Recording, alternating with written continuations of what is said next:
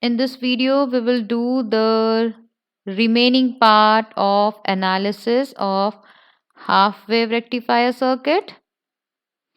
In this video, we have to find out AC components in half wave rectifier output. As you all know, this half wave rectifier output, it consists of a half cycle from 0 to pi, and from pi to 2 pi the amplitude is 0, right? From with an amplitude of plus Vm approximately, right?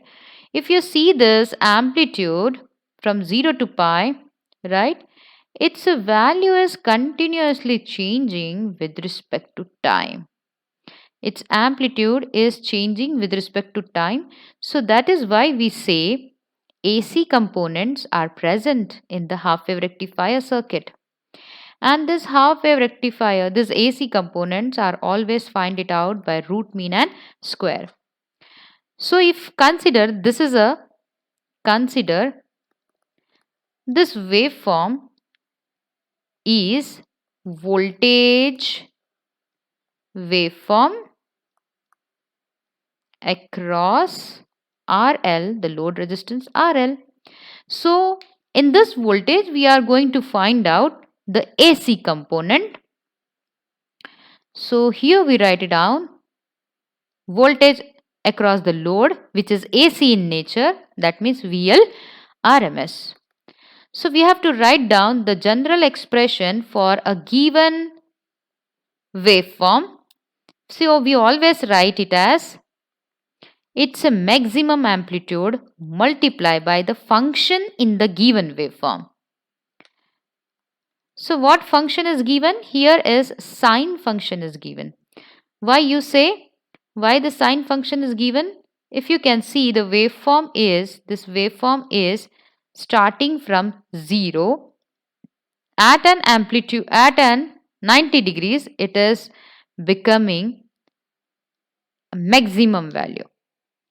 So it is like sine of 0 degree is always 0 and sine of 90 degrees is always a maximum value 1.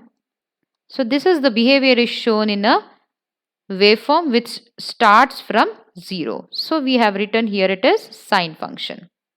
Okay. So I have written this function for the waveform at an amplitude of at a maximum amplitude. But I have to write down the function for all the small changing amplitudes, right? All the small changing amplitudes, the amplitudes which are changing, which is very, very small. So that is called as instantaneous amplitudes or values. Instantaneous amplitudes. So I have to write down for each and every point, I have to write down the expression. So I have to write down the expression for instantaneous values. So I simply take the integration of the waveform. The waveform is present from 0 to pi. You can also take from 0 to 2 pi, but the amplitude Vm will be equal to 0.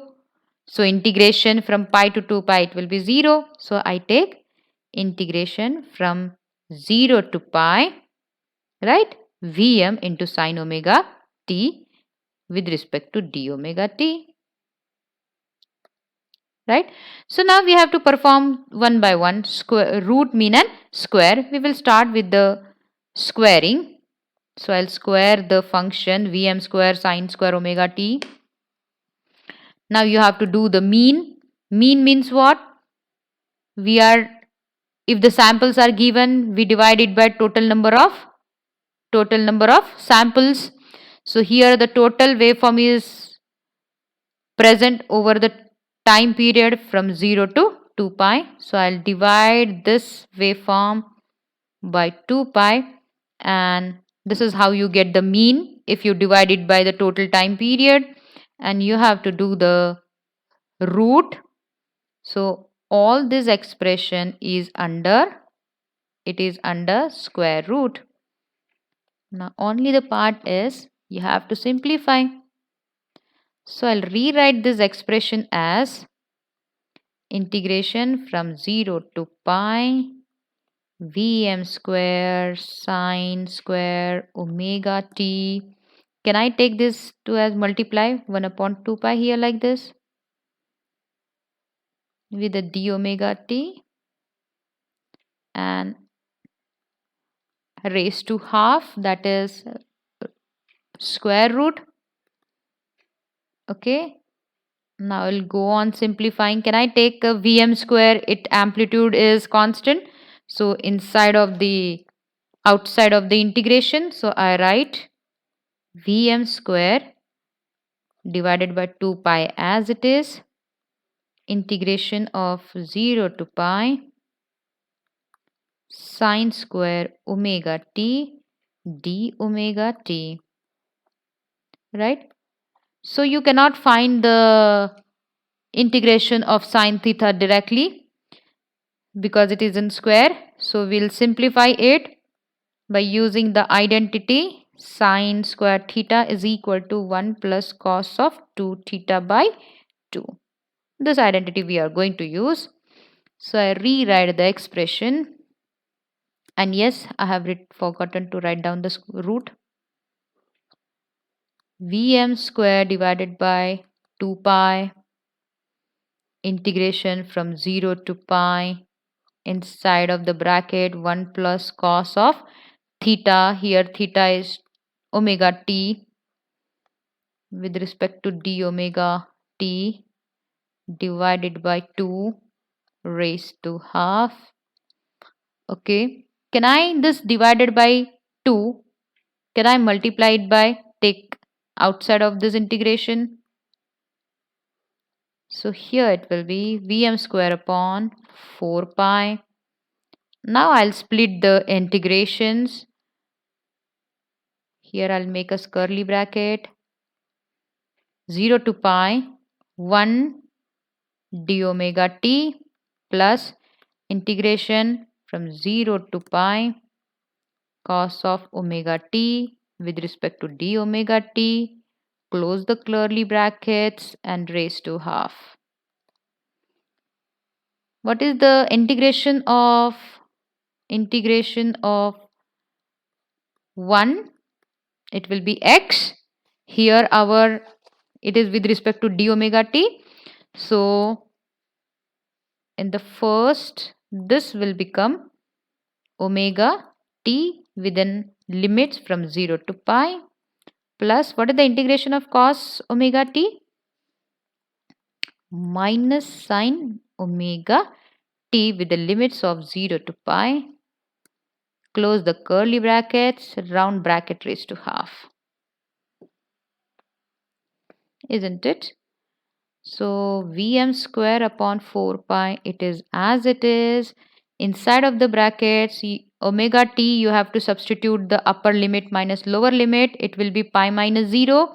I write here as only pi plus, or make it a minus. Here this sign will come minus. If I put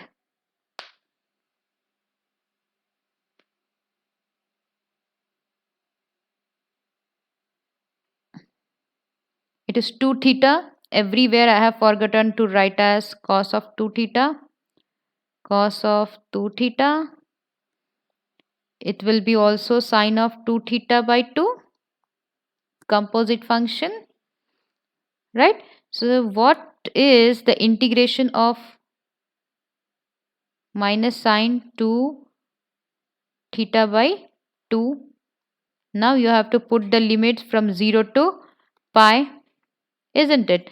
So here we have to use an identity.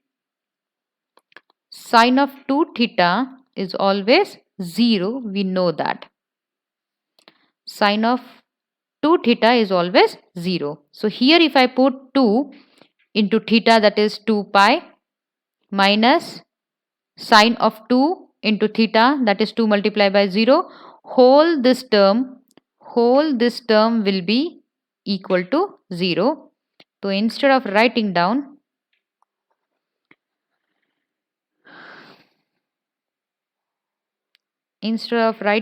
this, I'll here directly substitute as,